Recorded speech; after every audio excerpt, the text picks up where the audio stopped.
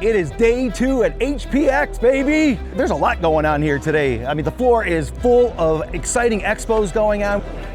This is the start of the second day, and me just walking into the convention center and just seeing all the interest and all the one-on-one speaking and the time and the excitement that everybody has to give. It's just amazing. It's a breath of fresh air to see.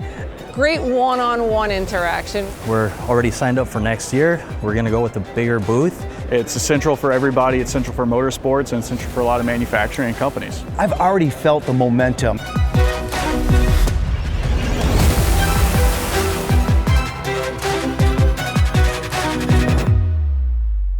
During our first 2 hours at this trade show, we did more business than I have done previously in the last 2 years at trade shows, and we appreciate HPX.